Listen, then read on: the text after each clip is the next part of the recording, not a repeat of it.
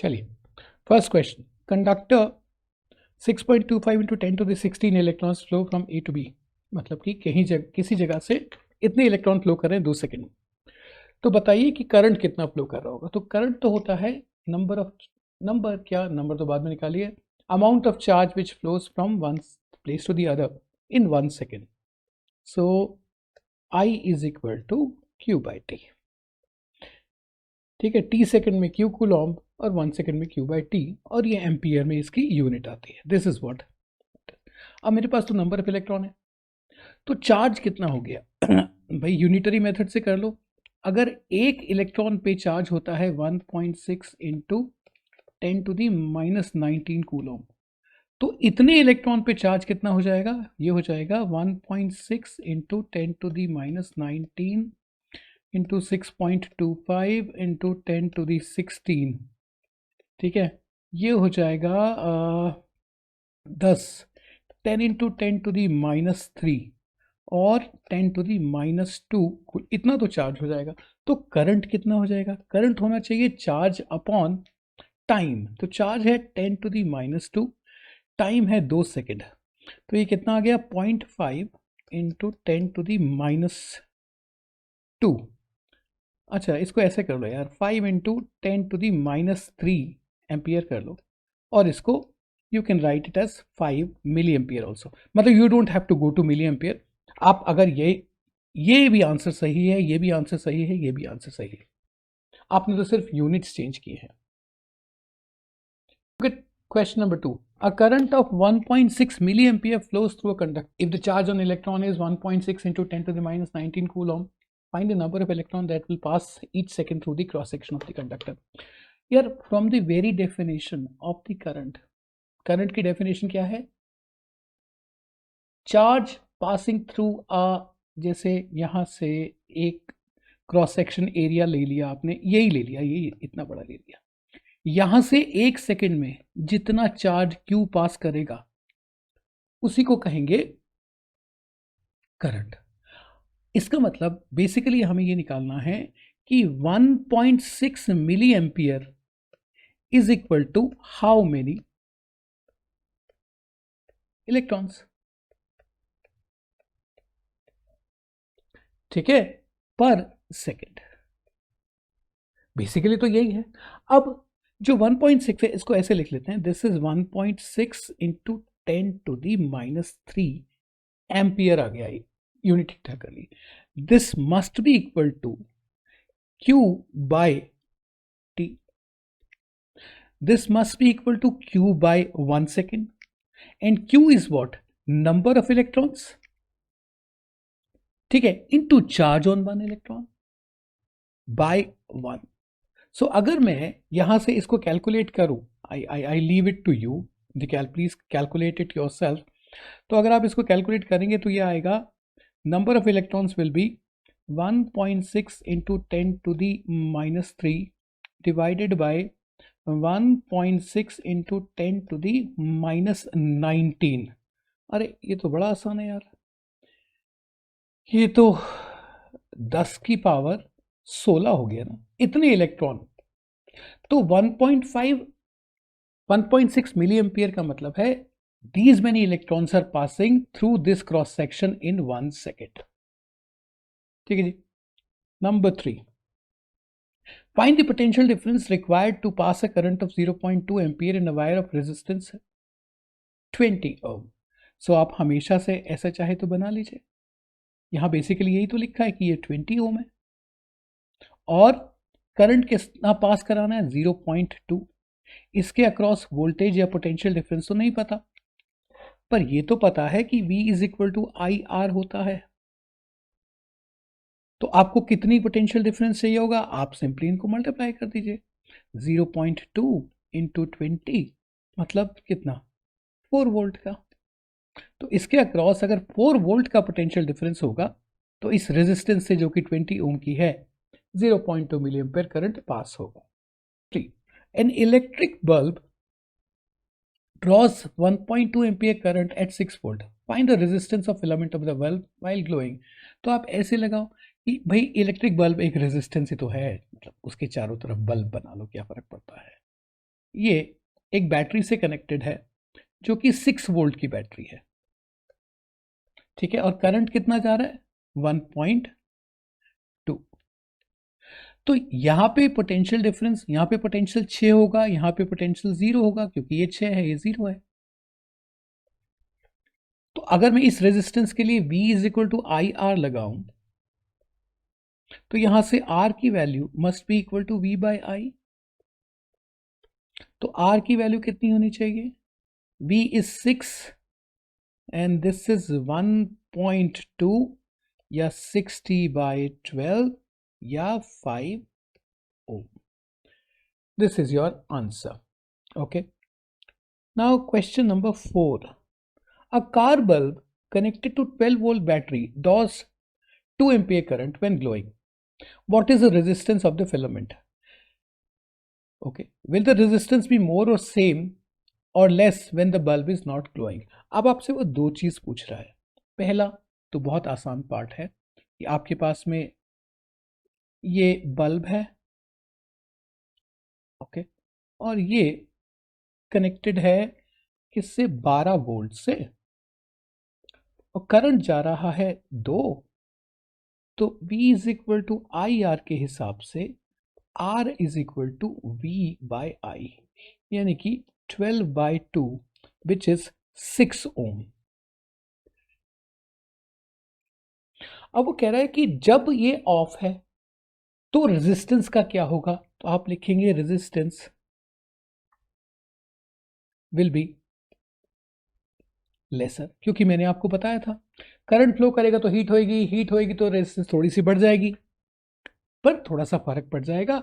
तो अगर आप ये इसको कहें कि when it is not working, when there is no current, the resistance is a little lower. When there is current, resistance a little. Fifth question, calculate the current flowing through a wire of resistance 5 ohm connected to a battery of potential difference 3 ohm. अब मैं आपको ये diagram भी नहीं draw करूंगा। V is equal to IR, so I is equal to V by R, which is 3/5, which is 0.6 volt. ठीक है जी, this is the answer. It is 0.6 ampere current की वैल्यू निकालनी है, वोल्ट नहीं एम्पियर है, आई एम सॉरी। ठीक है जी, question, in an experimental verification some observations, you can see these observation in your book, in your question. We will see what is it that we have to do. Draw VI graph and use this graph to find potential difference when the current is 0.5 ampere. अच्छा, आपके पास जो भी आप इसमें VI बनाना चाहते हैं बना लीजिए। यहाँ पे वो VI कह रहा है, यहाँ Y एक्सिस पे V और यहाँ पे I, और ये आपका ऐसे कुछ ग्राफ बनेगा और इसमें अलग अलग जगह रीडिंग होगी। तो वो कह रहे हैं potential difference V when current is 0.5। अब क्या कोई रीडिंग है 0.5 करंट की, आप इसमें से देख लीजिए 0.2, 0.4, 0.6, 0.8, 1.0 नहीं है, so I don't have it. तो हमने ये कहा था आपसे कि I is proportional to V और I by V is some constant, जिसको हम 1/R बोलते थे, या कंडक्टिविटी या कंडक्टेंस जिसको हम बोला करते थे। ठीक है, V by I is equal to R, ऐसा ले लो, ये कांस्टेंट है। तो अगर आपको निकालना है V व्हेन I इज 0.5, तो R जो कांस्टेंट है वो तो हर एक पेयर ऑफ रीडिंग के लिए कांस्टेंट रहेगा ना। तो आप कहीं से भी निकाल लीजिए, कोई भी रीडिंग से निकाल लीजिए। तो पहली रीडिंग से अगर मैं R निकालूं, तो पहली रीडिंग में वोल्टेज है मेरी 0.5 और मेरा करंट आ रहा है 2, तो R की वैल्यू 2.5 आ रही है। तो अगर मैं इसको यहां यूज कर लूं कि वो कह रहा है V व्हेन दिस इज 0.5, तो क्योंकि V is equal to I into R होगा, तो 0.5 इंटू 2.5, ये आनी चाहिए आपके पास में 1.25 वोल्ट। अच्छा, दूसरा क्या है, current when the potential difference is 0.75 volt. तो मैं यहीं पे ही कर देता हूँ इसको, let's we do B part here. तो आई तो V बाई आर के इक्वल होता है। अब आर तो कांस्टेंट ही रहेगा, ये कहाँ बदलेगा। तो जो करंट निकलेगा वो निकलेगा 0.75 बाई रेजिस्टेंस मेरी आई थी 2.5। तो ये तो 3 एम्पियर हो गया, सॉरी ये हो गया, इसको हटा दो, इसको हटा दो, 0.3 एम्प्स।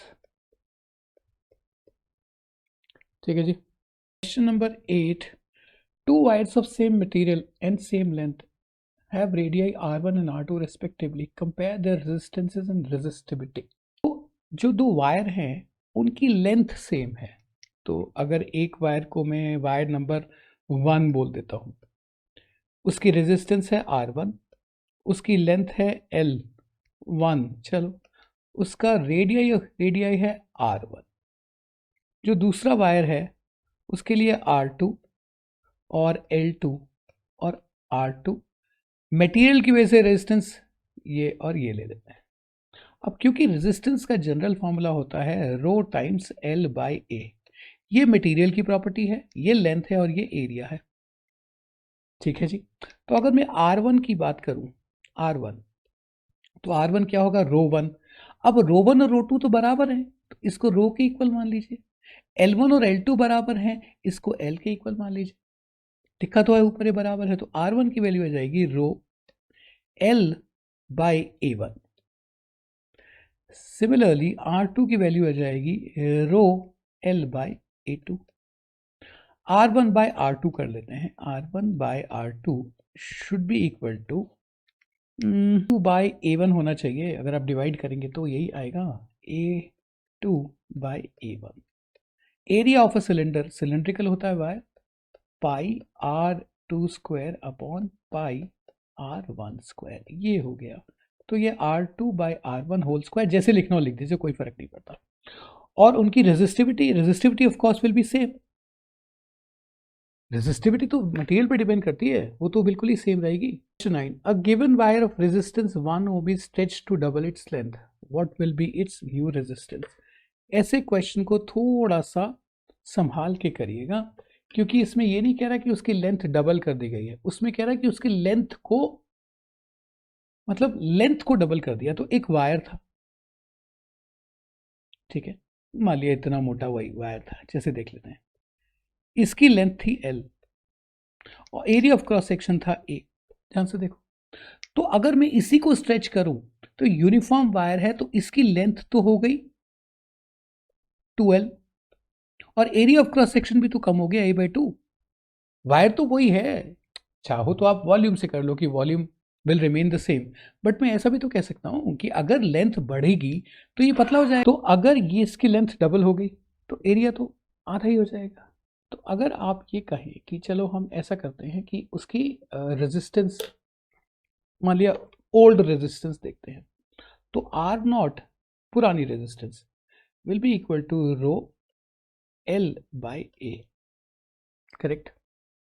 और नई रेजिस्टेंस जो होगी R न्यू कह लेता हूं, रो तो सेम ही रहा, L हो गया 2L और एरिया हो गया A/2। तो ये कुल मिला के रो इंटू 4L/A हो गई, और ये रो L/A इसको हम 4 टाइम्स R0 लिख सकते हैं। तो जो नई रेजिस्टेंस हुई वो हुई 4 times original resistance. This is how you do these questions. बस ये याद रखना है, उसको स्ट्रेच किया है। Question number 10, a wire of resistance 3 ohm and length 10 centimeter is stretched to 30 centimeter, assuming that it has a uniform cross section, what will be its new resistance। तो इस बात को आप हमेशा समझ लीजिए ऐसा कि अगर कोई एक वायर है L लेंथ का, उसकी लेंथ को हमने 3 टाइम्स कर दिया, 3L, तो उसका area of cross section A/3 हो जाएगा, क्योंकि वो यूनिफॉर्म है। अगर देखना चाहें तो इसका वॉल्यूम तो सेम रहेगा, AL वॉल्यूम होता है, तो इसका वॉल्यूम भी तो 3L इंटू A/3 AL रहना चाहिए। अरे वायर के मटेरियल में कुछ ऐड सब्ट्रैक्ट कोई हुआ है? तो अगर मैं ओरिजिनल रेजिस्टेंस की बात करूं R0, तो वो है मेरी रो L/A। नई रेजिस्टेंस की बात करूं R न्यू, रो तो सेम रहा, मटेरियल में तो कोई बदलाव हुआ ही नहीं है। L हो गया 3 टाइम्स L और A हो गया A/3, तो A इंटू 3। तो ये हो गया मेरे पास में R new is equal to 9 times rho L/A। तो अगर मैं सीधा यहां से लिख दूं कि R new is equal to 9 times R original, तो अगर 3 ओम थी इनिशियल रेस, ये सब करने की जरूरत नहीं ना यार, अगर 3 ओम थी तो न्यू रेजिस्टेंस कितनी हो गई? 9 इंटू 3, तो 27 हो गई। This is your new resistance. Question number 11, a wire of resistance 9 ohm having 30 centimeter is triple to itself, what is the new resistance? इसका ये मतलब हुआ कि कोई आपके पास एक वायर था ऐसे करके, आपने क्या किया, सॉरी, आपने क्या किया, इस वायर को इस तरीके से कर दिया 1 2 और 3। तो जो ओरिजिनल वायर था उसकी लेंथ थी L, मान लिया एरिया ऑफ क्रॉस सेक्शन था A और स्पेसिफिक रेजिस्टेंस थी रो।